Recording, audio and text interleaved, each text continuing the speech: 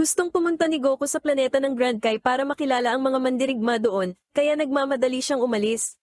Nalaman ni Goku mula kay Kaiosama na kailangan nilang sumakay ng eroplano papunta sa planeta ng Grand Kai, dahil dito ay kailangan nilang bumalik sa palasyo ni King Yema, para makasakay sa eroplano. Sabay naisip ni Goku na gamitin ang instant transmission para dalhin silang apat doon. Sa hukuman ni King Yema, nakakuha ng pahintulot sina Goku at Kaiosama na sumakay sa eroplano pero iniwan nila sina Bubbles at Gregory, kay King Yema. Habang dinadala sila ng eroplano sa planeta ng Grand Kai, nakita ng dalawa ang malaking bahagi ng Otherworld at sobrang namangha si Goku dito.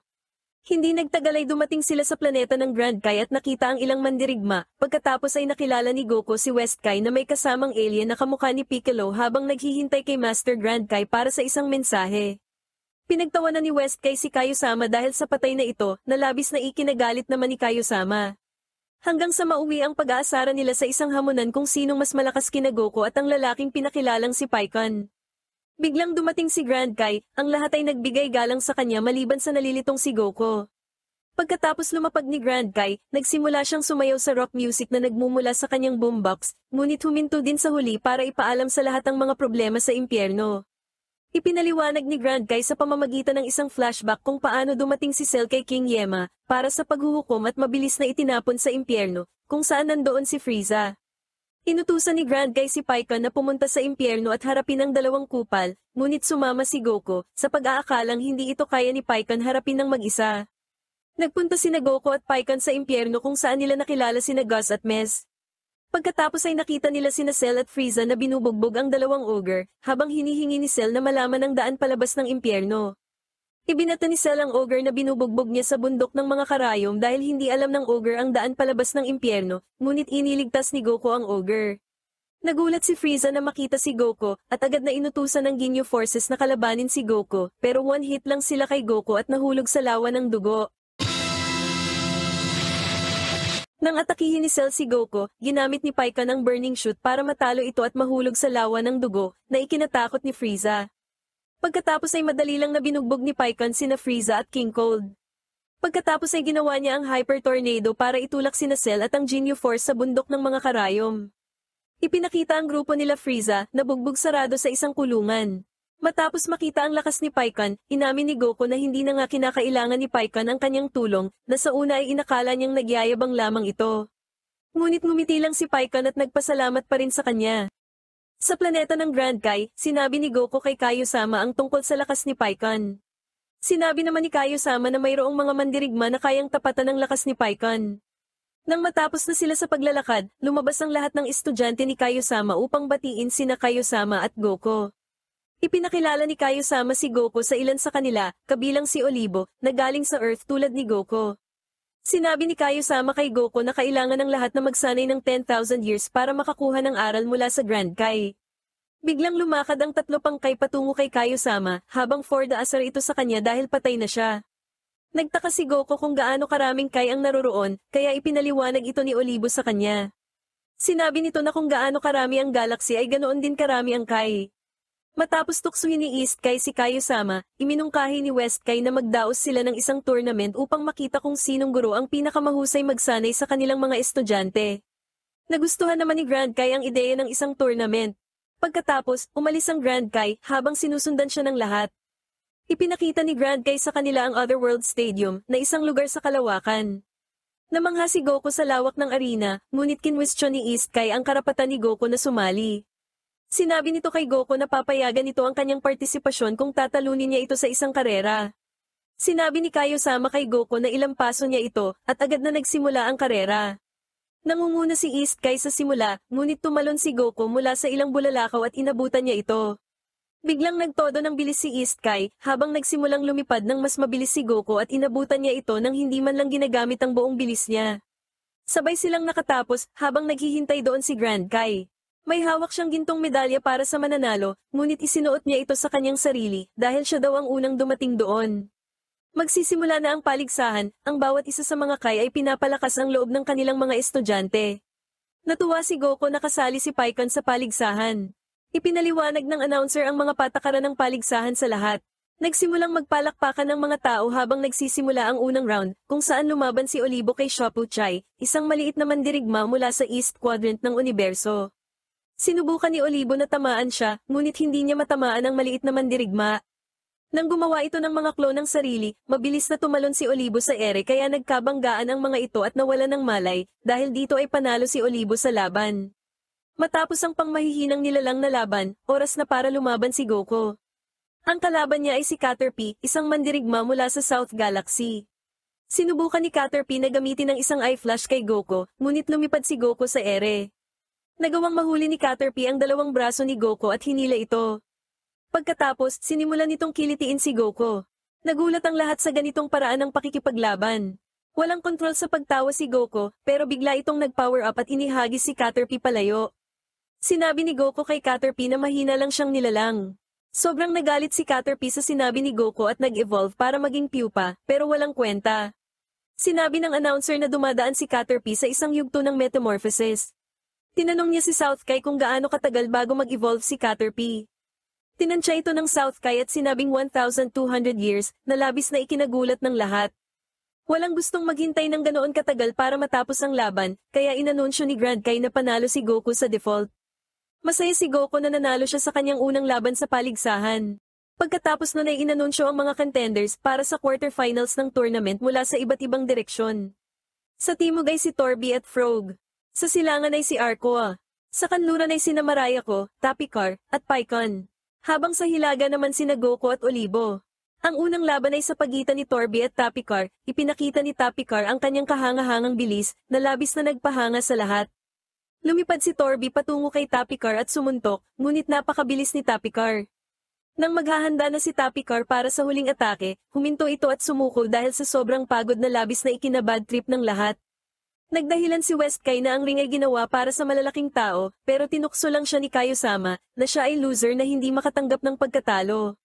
Sa sunod na laban ay nagharap sina Frog at Marayako. Dito ay minamaliit ni Marayako si Frog kaya nagpalaki ito ng todo, hanggang napakomento ang announcer na sinasabing ang ring ay masyado ng maliit para kay Frog. Dahil dito ay inakala ng lahat ay panalo na si Frog, ngunit binuhat siya ni Marayako na may pambihirang lakas at inihagis sa isang maliit na planeta. Lumapag si Frog sa labas ng ring, kaya si Marayako ang nanalo. Ang ikatlong laban ay para kay Goku, at kay Arcoa na isang maliit na isda na mukhang bisugo. Nang magsimula ang laban, agad na tumakbo si Goku patungo kay Arcoa at sinipa ito ng malakas, kaya lumipad ito. Sinigawan ni East kay si Arcoa na gamitin ang kanyang espesyal na kapangyarihan. Gamit ang kanyang kapangyarihan, ginawang tubig ni Arcoa ang ring para sa kanyang kalamangan. Dito ay sinimulan ni Arcoa na bugbugin si Goku. Hanggang sa gamitin ni Goku ang solar flare na bumulag kay Arcoa.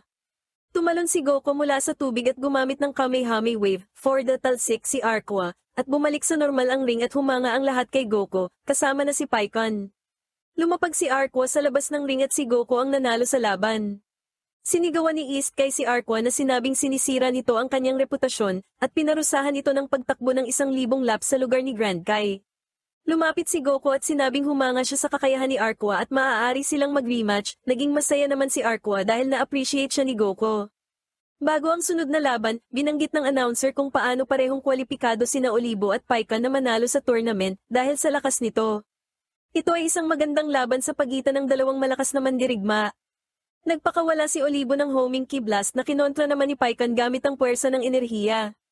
Nagpalitan ng maraming suntok at sipaan ang dalawa na sa sobrang lakas ay pinapasabog ang mga buwan sa paligid nila.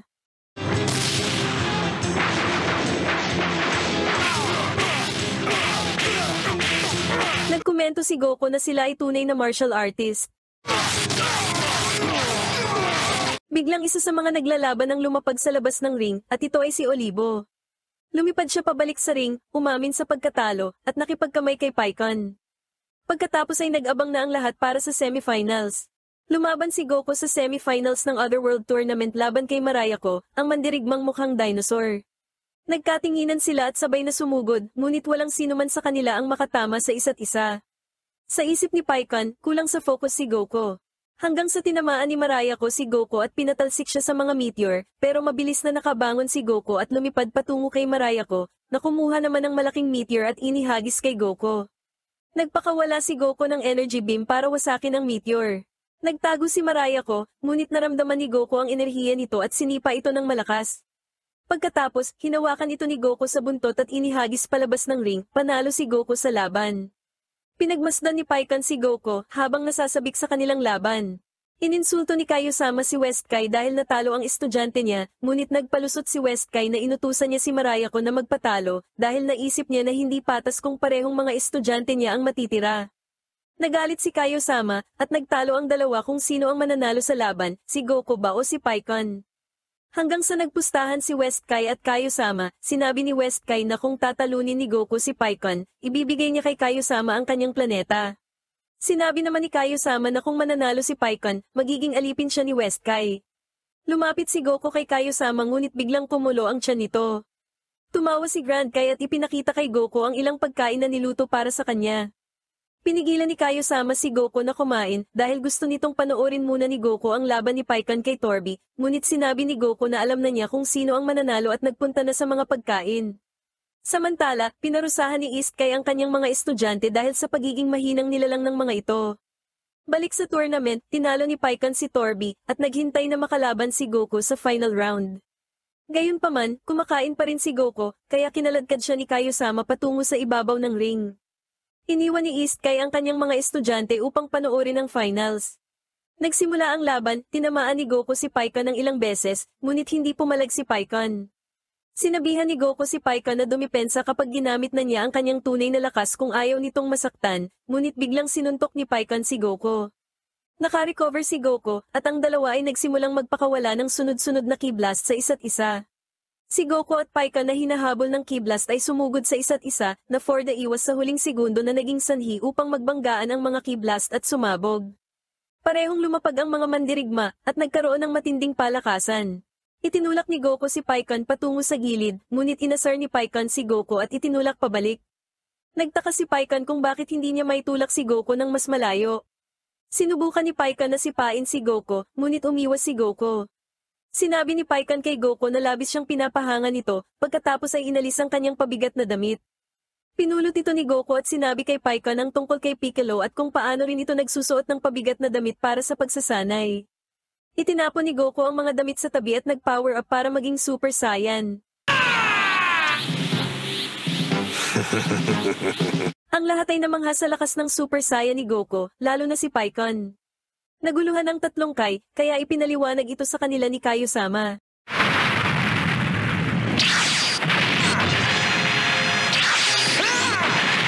Hinanap siya ni Goku, ngunit sinabi ni Pican kay Goku na tumingin siya sa itaas. Sinabi ni Pican kay Goku na mag-concentrate siya. Sabay ginamit ang kanyang Hyper Tornado attack. Nahuli si Goku sa hangin at nagtamo ng maraming sugat. Sinabi ni Pican kay Goku na sumuko na, ngunit nag-power up si Goku at sinira ang buhawi. Ginamit ni Goku ang Kaioken habang naka-Super Saiyan at sinuntok ng malakas si Pican na nagpatalsik dito sa isang meteor.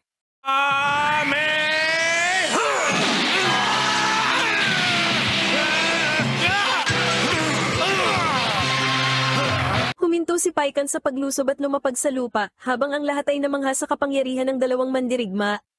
Hindi makapaniwala si Pican sa lakas ni Goku, sinabi ni Goku kay Pican na lumalakas siya kapag malakas din ang kalaban niya.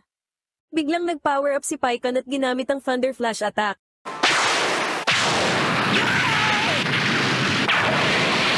Halos hindi na makabangon si Goku nang biglang ginamit muli ni Pican ang Thunder Flash attack. Sa pagkakataong ito, nagawang depensahan ni Goku ang ilan dito, ngunit nasaktan pa rin siya sa atake. Lumipad sa ere si Pican at nagpakawala ng Energy Blast kay Goku, ngunit biglang nag-teleport si Goku sa ere, at doon nagpatuloy ang matinding laban ng dalawa. Ang lahat ng Kai at manonood ay labis na namamangha. Nagpapalitan ng ki blast sina Goku at Pican, at pareho silang na-outbalance. Hindi makita ng mga manonood ang dalawa, ngunit napapanood pa rin ito ng Grand Kai. Nakatapak sina Goku at Pican sa kisame at nakabalik sa kanilang balanse, at nagsimula silang maglaban muli. Lumapag si Pican at nagsimulang gamitin muli ang Thunder Flash attack. Mabilis na naghanap si Goku ng kahinaan sa atake ni Pican.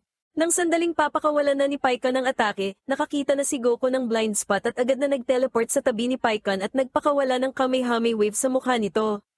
Tinulungan ni Goku si Pican na makabangon at sinabi sa kanya na mali ang paggamit ng Thunder Flash attack sa ikatlong pagkakataon.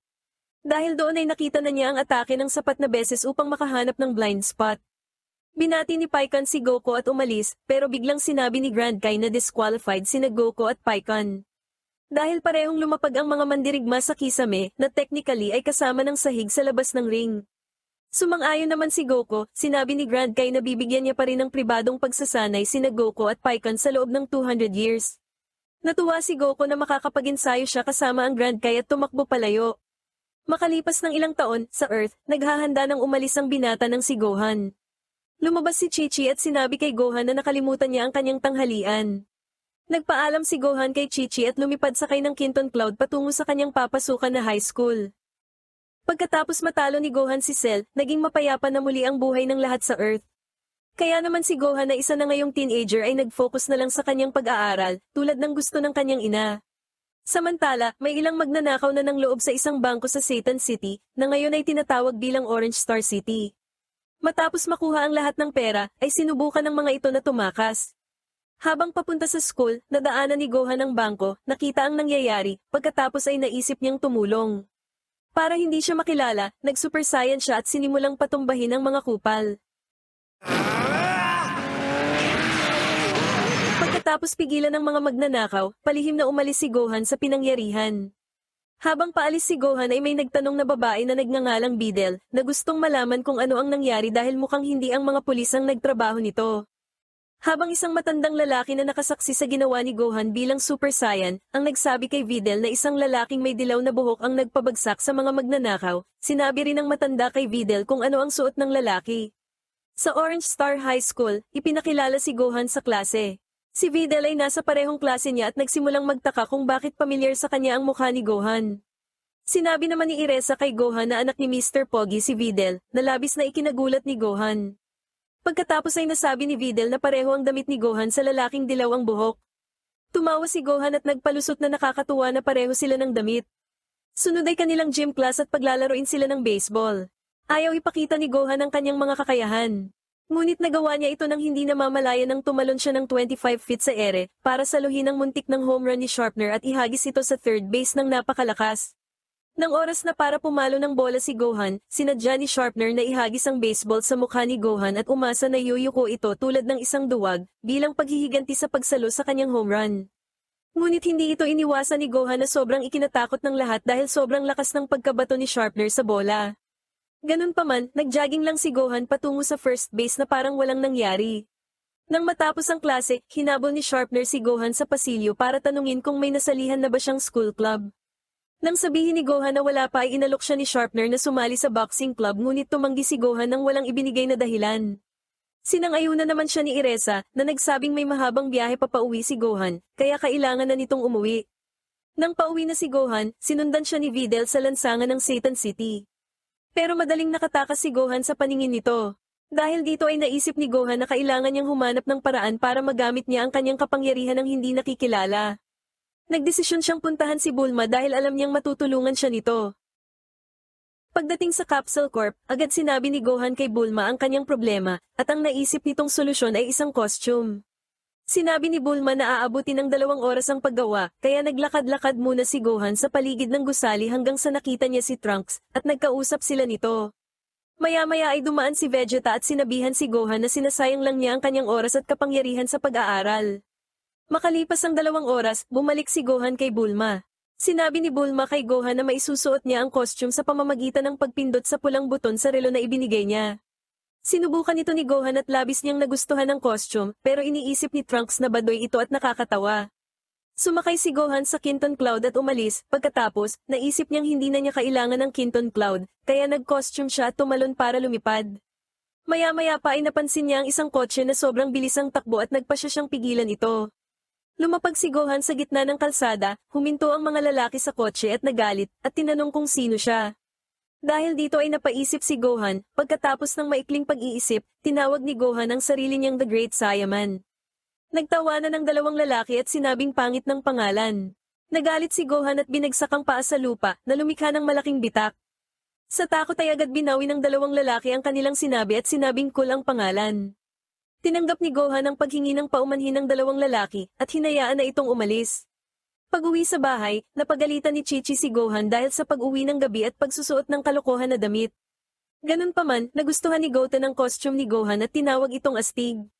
Kinabukasan, bago lumipad papuntang school ay sinuot muna ni Gohan ang kanyang costume, at sinabi kay Goten na sa kanya na ang Kinton Cloud, na ikinatuwa naman ito. Pagdating sa school ay lumapag si Gohan sa rooftop ng gusali at doon nagpalit ng damit. Sa loob ng classroom, pinag-usapan ng dalawang kaklase ni Gohan si The Great Saiyaman, ngunit The Great Singing Man ang sinabi nitong pangalan, kaya hindi napigilan ni Gohan na itama ito. Pagkatapos nun ay biglang tinawagan si Videl ng mga pulis dahil may hinahijack na bus at kailangan ng mga pulis ang kanyang tulong. Nagtataka si Gohan kaya ipinaliwanag ni Eresa sa kanya na si Videl ang tagapagligtas ng lahat sa kanilang syudad. Nag-alala si Gohan at lalo pa siyang nag-alala nang sabihin ni Sharpner na si Videl ay kasing lakas ni Master Pogi na mahinang nilalang para sa kanya. Gusto ni Gohan na tumulong kaya humingi siya ng pahintulot sa guro na pumunta sa banyo. Dumiretso siya sa rooftop at mabilis na nag-transform at pumunta sa terminal ng bus kung saan nangyayari ang kaguluhan. Samantala, ibinigay ng mga pulis ang hinihinging pera ng mga hijacker pero hindi ito tumupad sa usapan at nagsimulang paanda rin ang bus habang sakay pa rin ang mga pasahero nito. Nang makalayo ang bus sa syudad ay dumating na si Videl na sakay ng helicopter at nilabanan nito ang mga hijacker. Dito ay nabanatan na ni Videl ang mga hijacker nang biglang mahulog ang bus sa bangin. Buti na lang ay dumating si Saiyaman at sinalo ang bus. Pagkatapos nun ay nagpakilala si Saiyaman sa lahat na may kasamang pose, kaso sobrang nabaduyan sa kanya si Videl at inisip na isa siyang weirdo. Pagkatapos nun ay agad na umalis si Great Saiyaman, pero naghihinala sa kanyang pagkatao si Videl. Si Gohan ay lumipad papuntang school habang suot ang kanyang costume. Pagkababa niya sa rooftop, tinanggal niya ang kanyang Great Saiyaman na damit. Sabay nakita niya si Angela, isang babaeng may pulang buhok sa rooftop, at naisip niyang nakita siya nitong magpalit ng damit. Pagdating niya sa klase, tinawag siya ng guro para sumagot. Ngunit si Gohan ay lumilipad ang isip na binubulong sa kanyang sarili na napakabobo ko para magpalit ng damit sa rooftop. Dahil dito ay ipinadala siya ng guro sa labas at pinahawak ng 2 balde ng tubig bilang parusa. Nang tawagin ng guro si Angela para sagutin ang parehong tanong, nahuli itong iginuguhit ang mukha ni Gohan na may kasama pang puso. Ipinadala rin ito ng guro sa labas dahil dito. Paglabas, sinabi ni Angela kay Gohan na alam niya ang lihim nito. Sinabi nito na kung hindi ka makikipag-date sa akin, sasabihin ko sa lahat ang sikreto mo, kaya agad na pumayag si Gohan sa date. Nang umuwi si Gohan, nagtanong siya kay Chi-Chi kung pwede siyang makipag-date. Pinayagan siya ni Chi-Chi at kinuwento ang nangyari noong pinilit niya si Goku na makipag-date sa kanya. For the flashback si Chi-Chi sa kanilang unang date na nauwi sa sparring match ni Goku at Chi-Chi. Pagkatapos ay sinabi niya na maganda ang kanilang unang date at tinawag si Goku na Pilyo. Sa kanilang unang date, nanood ng sine sina Gohan at Angela. Pagkaraan ng ilang sandali, tinamad si Gohan at nawala ng interes. Nagalit si Angela at nagsimulang umalis, kaya humingi ng tawad si Gohan at nagpatuloy ang date. Nagpunta sila sa isang coffee shop matapos manood ng sine. Humingi si Angela ng 10 pakete ng asukal para sa kanyang kape. Nalabis na ikinagulat ni Gohan at sinabi kay Angela na sobrang daming asukal yon. Ngunit masayang sinabi ni Angela sa kanya na ganoon niya nakukuha ang kanyang pagiging batak na ikinagulat ni Gohan. Habang naglalakad, napansin nila ang isang nasusunog na gusali. Agad na dumating si Videl upang patayin ang apoy. Nakita niya ang isang water tank sa bubong at sinubukan itong buksan upang lumabas ang tubig at mapigilan ang apoy, ngunit sobrang tigas ng pambukas sa water tank at gumuguho na ang lugar. Agad na nag-costume si Gohan bilang Great Saiyaman at iniligtas si Videl mula sa kapahamakan. Pagkatapos ay sinuntok ni Gohan ang water tank upang lumabas ang tubig at maapula ang apoy. Habang kausap ni Videl ang mga reporter, nakita niya si Gohan na palihim na umaalis sa pinangyarihan. Pinigilan niya si Gohan at kinumpronte ito. Nakita ni Angela si Gohan at Videl at naisip na sinusubukan halikan ni Gohan si Videl dahil sobrang lapit ni Videl sa mukha ni Gohan. Kaya naman sinabi nito ang sikreto ni Gohan kay Videl at sinabing 2 araw bago yun ay nakita niya si Gohan sa locker room na nakasuot ng brief na may drawing ng teddy bear. Nagtatakang nagtanong si Gohan tungkol sa insidente sa bubong, pagkatapos ay sinabi sa kanya ni Angela na wala siyang contact lens noon kaya wala siyang masyadong makita, pagkatapos ay iniwan na ni Angela si Gohan. Kinabukasan, iniisip ni Gohan na baka sobrang lungkot ni Angela dahil nasaktan niya ang damdamin nito, pero pagdating ng classroom ay nakita niya ito na nakikipag-flirt na sa ibang lalaki. Lumilipad si Gohan papunta sa eskwelahan bilang si Great Saiyaman at nakasalubong niya si Videl. Nagsimula siyang habulin ni Videl gamit ang helicopter nito, desidido itong alamin kung sino talaga siya. Naghabulan sila sandali at nang lumapag sila, tinanong ni Videl si Great Saiyaman kung sino siya, pero muli lang niyang sinagot ito ng ako si Great Saiyaman. Upang hindi na siya masundan ni Videl, nilagay ni Gohan ang helicopter ni Videl sa rooftop ng gusali, bago magpaalam at lumipad palayo. Nang dumating si Videl sa eskwelahan, pinatawad siya ng guro kahit siya ay late dahil sa paglaban niya sa kriminalidad. Normal ang lahat sa klase hanggang sa dumating ang Red Shark Gang. Dinukot nila ang mayor at gusto nilang makalaban si Master Pogi dahil alam nilang peke ito. Habang nangyayari ito, nagtatago si Master Pogi na parang duwag at tumatangging lumaban. Pinayagan si Videl na umalis sa klase upang kalabanin ng Red Shark Gang. Sinubukan din ni Gohan na magbanyo para palihim na tulungan si Videl sa paglaban sa Red Shark Gang, kaso hindi siya pinayagan. Dahil dito ay hindi siya mapakali at nakagawa ng lindol nang hindi niya sinasadya at nakahanap ng pagkakataon para makatakas. Sa sandaling ito ay nakikipaglaban na si Videl sa pinuno ng Red Shark Gang, pero nakialam ang mga alagad ng pinuno kaya napabagsak si Videl. Dumating si Gohan bilang si Great Saiyaman pero tinanggihan ni Videl ang kanyang tulong. Nainis ang pinuno ng Red Shark Gang at inutos sa kanyang mga alagad na patayin si Great Saiyaman, ngunit isa-isa lang itong pinatumba ni Great Saiyaman. Habang si Videl naman ang nagpabagsak sa pinuno ng mga kupal. Naligtas ang lahat at pinasalamatan ni Videl si Saiyaman sa kanyang tulong, pero nangako si Videl na ibubunyag niya balang araw kung sino talaga si Saiyaman. Sina Gohan at Goten ay binisita ang isang maliit na pterodactyl na nagngangalang Chobi. Pagdating nila, wala si Chobi sa kanyang pugad, dito ay pinakalma ni Gohan si Goten, na sinasabing magpapakita rin ng maliit na pterodactyl. Pag-uwi nila para maghapunan, nakita nila sa TV ang isang patalastas ng Musuka Circus. Nakita nila roon si Chobi na gumagawa ng mga trick, at ang isang trainer na sinisigawan ito. Nagalit si Gohan at nagpasya siyang iligtas si Chobi. Agad siyang pumunta sa circus at kinausap ang manager na si Mr. Musuka. Hindi pinayagan ni Musuka si Gohan na kunin si Chobi, kaya't pumunta si Gohan sa likod, nagpalit bilang si Great Saiyaman, para kunin si Chobi.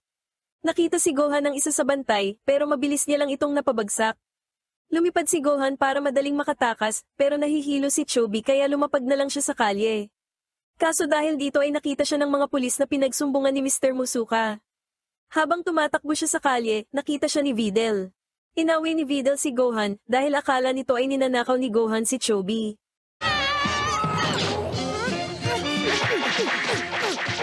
Ipinaliwanag ni Gohan kay Videl na kung hindi maibabalik si Chobi, magdudulot ng malaking pinsala ang mga magulang nito sa Satan City.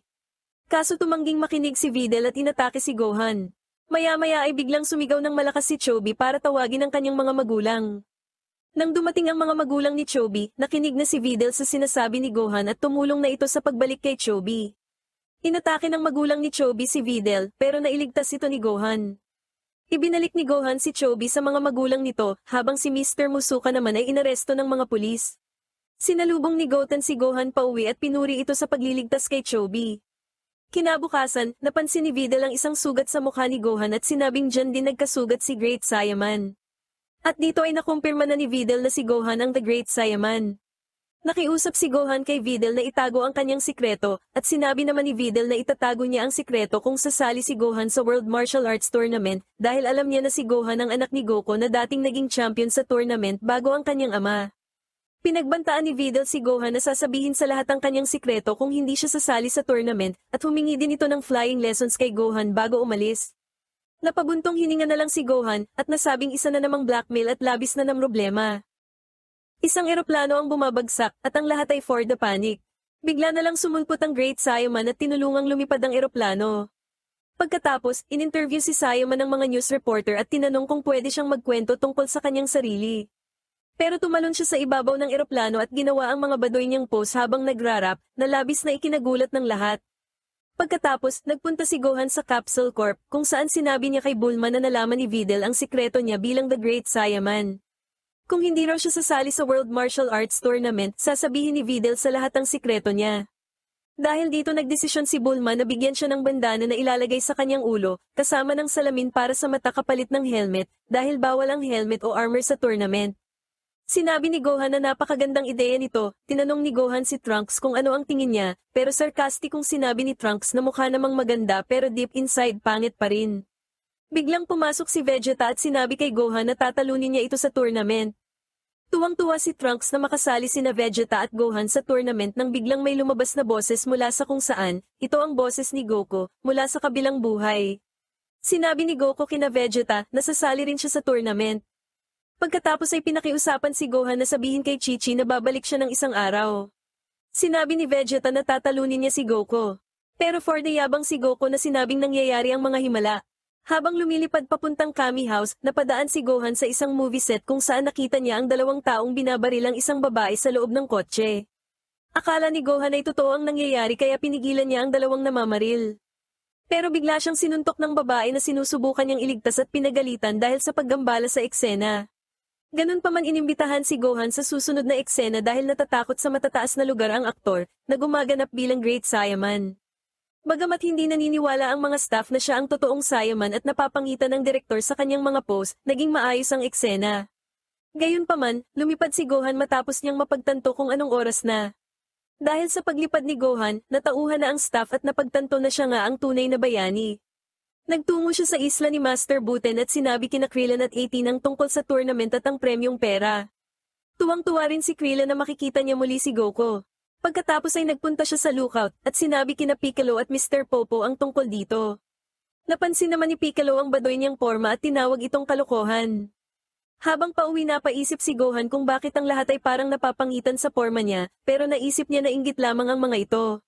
Samantala, nang sabihin niya kay Chi-Chi ang magandang balita, labis ang tuwa nito sa pagbabalik ni Goku, at nag-alala pa nga na baka mukha na siyang matanda para kay Goku.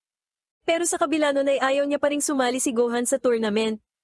Ganun pa man, nang sabihin ni Gohan ang tungkol sa premyong pera, nagbago ang isip nito at pinayagan si Gohan na magsanay sa halip na pumasok sa eskwelahan. Natulog sina Gohan at Goten ng masaya ng gabing iyon, at maagang nagising kinabukasan para magsanay. Sa Kami's lookout, abala si Piccolo sa matinding pagkukonsentrate. Sa Kami House naman, pinipilit ni 80 na magsanay si Krillin para may ka-sparring siya. Maagang nagpunta si Gohan sa pagsasanay nila ni Goten pagkatapos mag-agahan. Pinagsabihan naman ni Chi-Chi si Goten na huwag manggulo sa pagsasanay ni Gohan.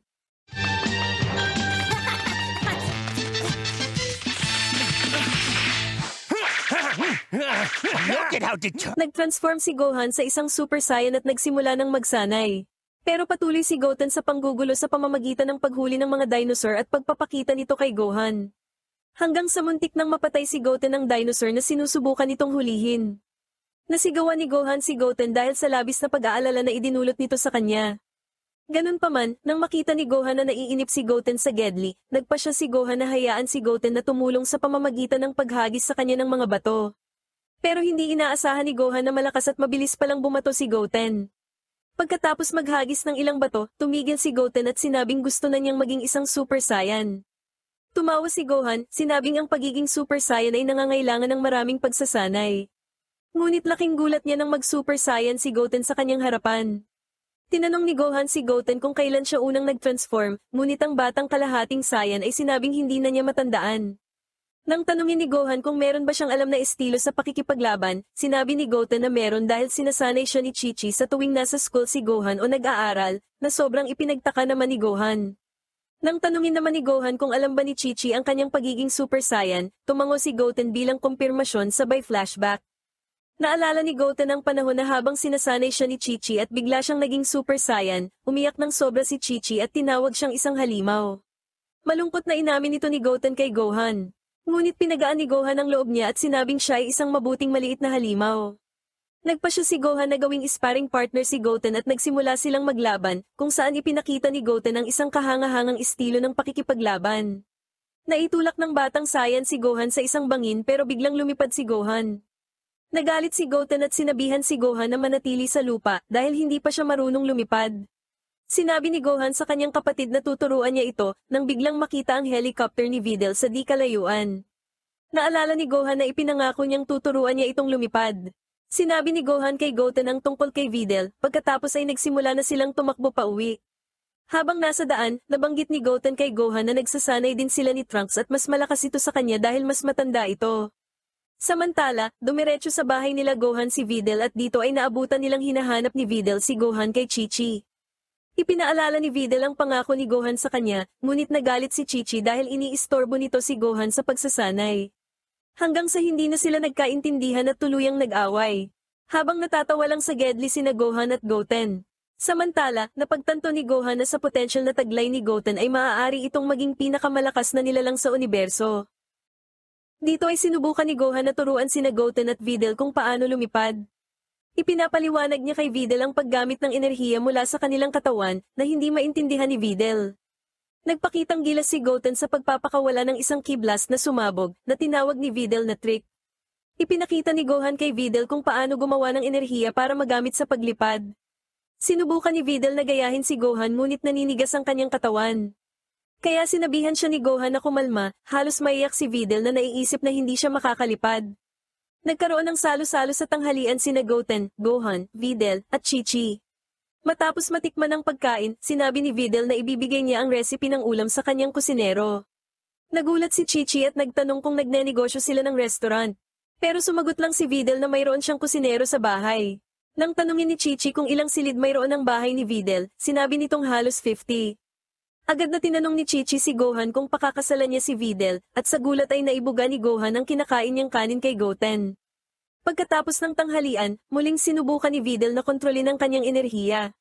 Matagumpay siyang nakagawa ng isang maliit na energy sphere pero muntik nang mahimatay, ganun pa man, tuwang-tuwa pa rin siya sa kanyang nagawa. Pagkatapos ay sinigawan niya si Gohan na ituloy nila ang kanyang pagsasanay. Sa Otherworld, patuloy ang pagsasanay ni Goku. Habang kinakausap naman ni South Kai si Kaio-sama tungkol sa bago niyang mandirigma, at sinasabing mas magaling ito kay Goku. Sinabi ni Kaio-sama na pupunta si Goku sa Earth para sa World Martial Arts Tournament. Sinabi ni South Kai na pupunta din doon ang kanyang mandirigma.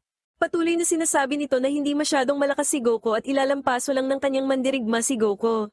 Sinabi ni Kaio-sama na dagdagan pa ng 8 tonelada ang pabigat ni Goku, pero sinabi ni Goku na baka hindi na siya makagalaw. Napatawa si South Kai at sinabing alam niyang nagbibiro lamang si Kaio-sama. Inutusan ni Kaio-sama si Goku na maging Super Saiyan. Sinabi ni Goku na masyado namang magiging madali kung naka-Super Saiyan siya. Pagkatapos ay binigyan ni South Kai si Goku ng karagdagang pabigat. Malapit nang sumuko si Goku, pero nang mag-Super Saiyan siya ay naging walang kwenta na ang pabigat, na labis na ikinagulat ni South Kai. Sinabi ni Kaio-sama na gaganapin ang paligsahan sa loob ng 28 days sa Earth at hindi na siya makapaghintay na makita rin doon ang mandirigma ni South Kai.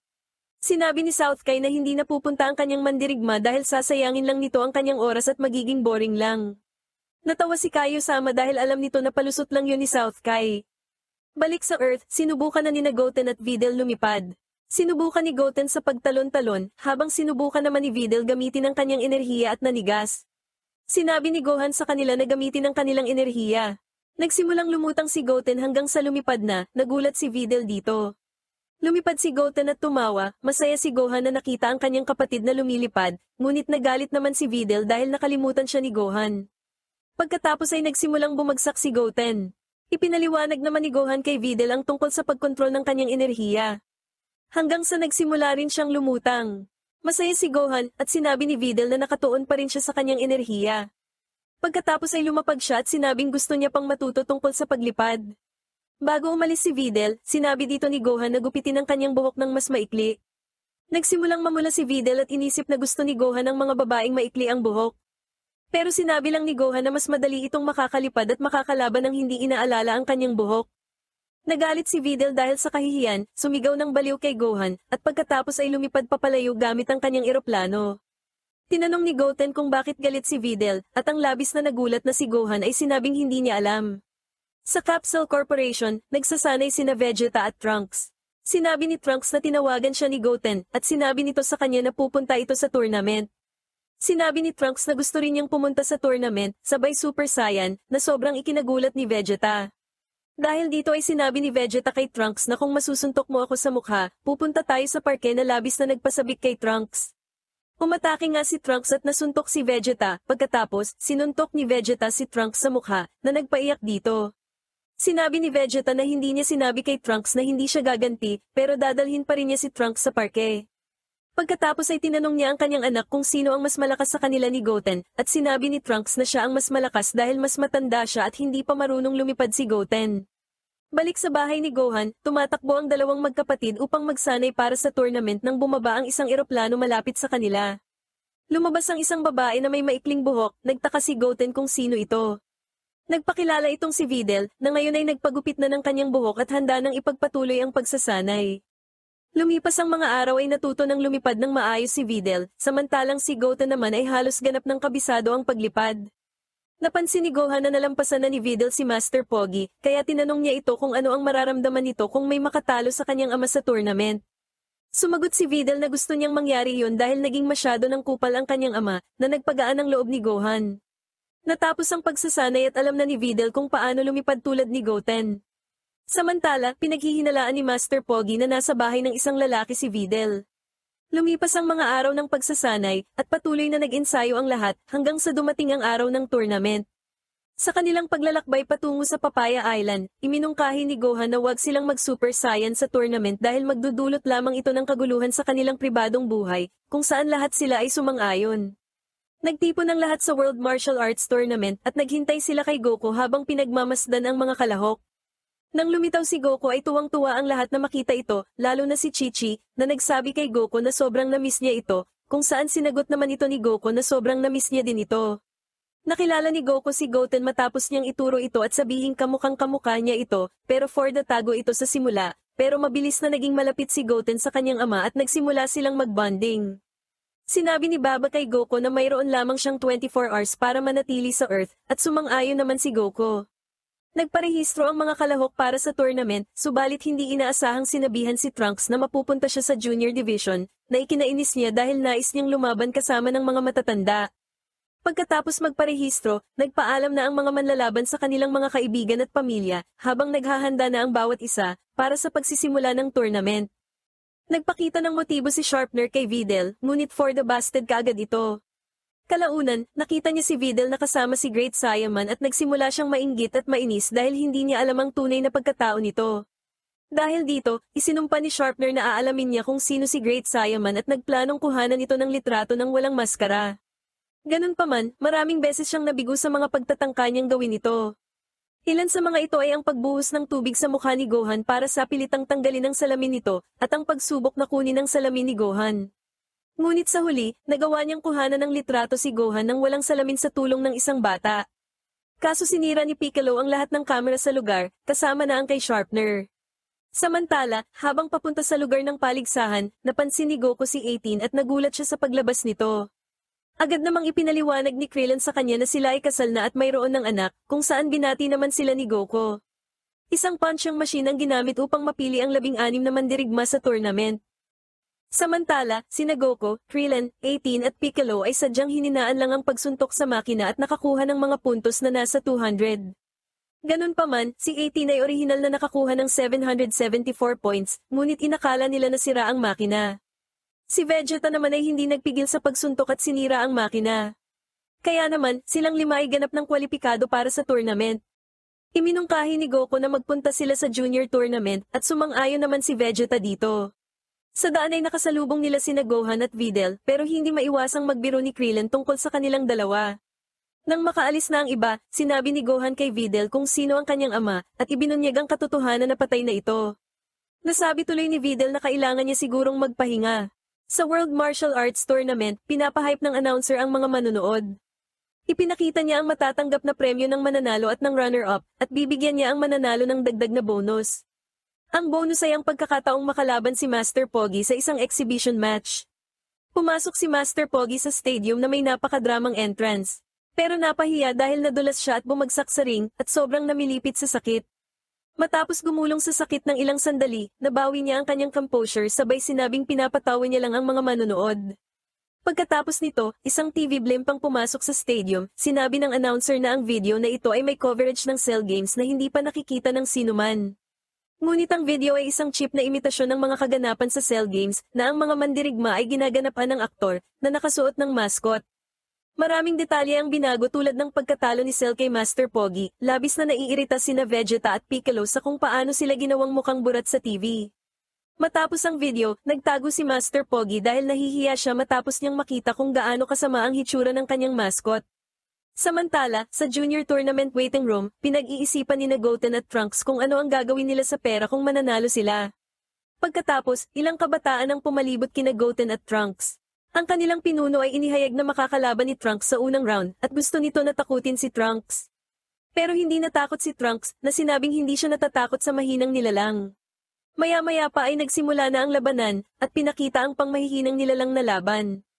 Sa wakas ay dumating na ang laban ni Trunks at nang palito na si Hidasa. Matapos makipagpalitan ng ilang salita, sumugod si Trunks at sinipa sa ere si Hidasa. Lumapag si Hidasa sa ring pero wala na itong malay. Sa pagpapatuloy ng Junior Division, agarang tinalo ni Goten si Ikose ang kapatid ni Hidasa sa isang suntok lang. Tuluyan ang nagalit ang nanay ng magkapatid pero pinatulog din ito ni Chi-Chi. Habang naghihintay sa pila sina Gohan at Videl para sa bagong punching machine na sinira ni Vegeta, nagpatuloy pa sa paglalampaso ng mga kalaban si Goten, at ganun din ang ginawa ni Trunks hanggang makarating sila sa finals. Dahil sa pinakitang lakas ni Goten at Trunks, silang dalawa ang nagkaharap sa championship match. Samantala, naayos na ang punching machine pero kailangan pa rin maghintay ni Gohan at Videl sa pila, kaya hindi pa ito makanood sa laban. Habang pumili naman ng iba't ibang miyembro ng crowd ng kanilang gustong suportahan kina Goten at Trunks. Inihayag din na magkakaroon ng exhibition match si Master Pogi sa sinumang mananalo sa Junior Division. Nagbigay galang sina Trunks at Goten at nagbigay ng kanilang pahayag bago nagsimula ang laban. Nakilala ni Master Pogi ang pagkakahawig ni Goten kay Goku. Natahimik ang crowd dahil tila mas malakas ang dalawang finalist kaysa sa karamihan ng mga nasa adult division. Sa wakas ay dumating din sina Gohan at Videl para masaksihan ang laban ni Trunks at Goten. Naglaban sina Goten at Trunks ng pantay, at nanood ang crowd at natahimik. Ipinakita ni Goten ang kanyang galing sa pakikipaglaban sa pamamagitan ng paggawa ng isang bagong galaw sa laban, na tinawag niyang assault.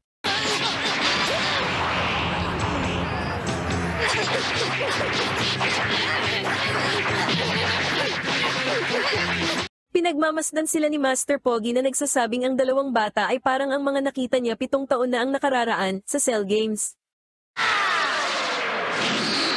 Nagpatuloy sila sa paglalaban, ngunit sinabi ni Trunks kay Goten na wag na tayong gagamit ng Energy Blast, at pumayag naman si Goten.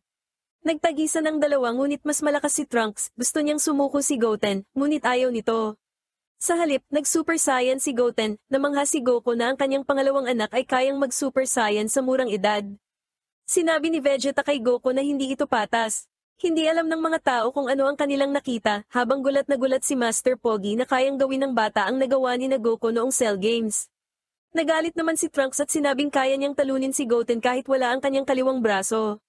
Nagpatuloy ang laban at talagang nagbakbakan ng dalawa.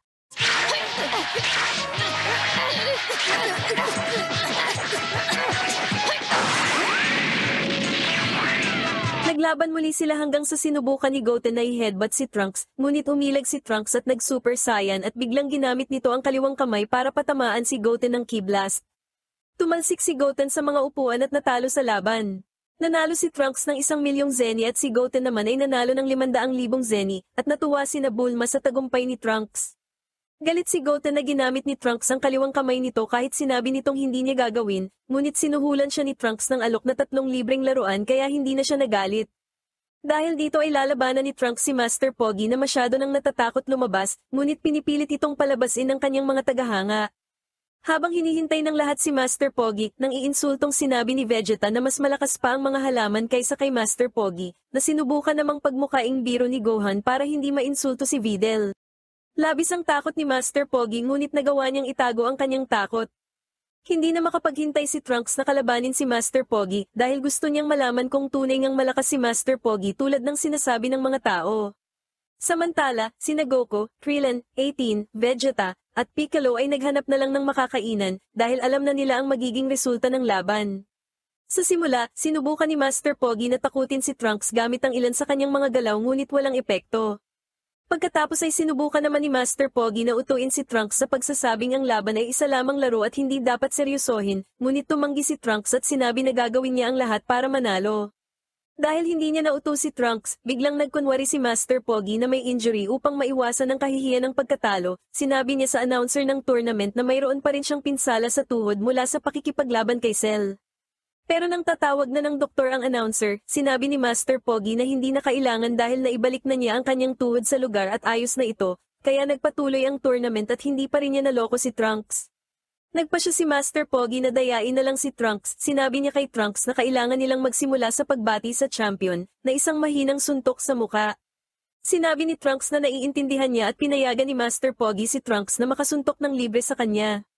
Mahinang sinuntok ni Trunks si Master Pogi pero for the talsik pa rin ito at bumakat sa pader. Akala ng mga tao ay nawalan na ng malay si Master Pogi ngunit bigla siyang gumalaw at bumangon, at kahit nahihilo ay inakala ng karamihan na pinayagan niya lang manalo si Trunks. Samantala, nabagot si Trunks habang ini-interview ng camera crew, kaya umalis siya kasama si Goten, pero excited na si Trunks at Goten na lumaban sa Adult Division. Pagkatapos, pumasok sina Gohan at Videl sa waiting room, kung saan kumakain ng marami sina Goku at Vegeta. Dito ay nasabi ni Krillin na parang walang kabusugan ng mga Saiyan. Tinanong naman ni Videl kung ano ang Saiyan, ngunit mabilis na sinabi ni Gohan kay Krillin na tumahimik. Natapos na kumain ng Dragon Team at bumalik na sa arena upang panoorin ang susunod na laban. Habang papunta doon, nakasalubong nila ang dalawang estranghero. May kakaibang pakiramdam ang Z-Warriors tungkol sa dalawa. Lumapit ang isa sa mga estranghero kay Goku at tinanong kung siya si Goku. Sumagot si Goku ng oo, pagkatapos sinabi ng estranghero na hinihintay niyang magkaharap sila ni Goku. Pagkatapos, sinabi niya, masasabi mong isa ako sa pinakamalaking tagahanga mo. Tinanong ng lalaki si Goku kung pwede siyang makipagkamay sa kanya. Sinang-ayunan ito ni Goku, at pagkatapos ng ilang sandali ng pakikipagkamay, sinabi ng estranghero na si Goku ay kasing tapang ng sinasabi ng mga tao. Habang umaalis ang dalawang estranghero, sinabi ni Piccolo na may masama siyang pakiramdam tungkol sa kanila at malakas ang mga ito. Sumang-ayon si Goku sa kanya at sinabing napakalakas nga nila. Palihim na pumasok sina Trunks at Goten sa lugar ng mga matatandang kalahok dahil gusto talaga ni Trunks na lumaban dito. Pinatulog ni Trunks ang isa sa mga kalahok na si Mighty Mask at ninakaw ang kasuotan nito. Sa pamamagitan ni Goten na nasa ilalim at Trunks na nasa ibabaw, at ang kapa ni Mighty Mask na bumabalot sa kanilang mga katawan, handa na silang lumaban sa World Martial Arts Tournament. Pumasok ang mga Z-Fighters sa lugar kung saan gaganapin ang pagbunot ng mga manlalaro sa kanilang makakalaban. Sinulyapan ni Goku ang ibang mga kalaban at nasabi nitong mukhang madali lang talunin sina Kila, Jewel, at Pintar.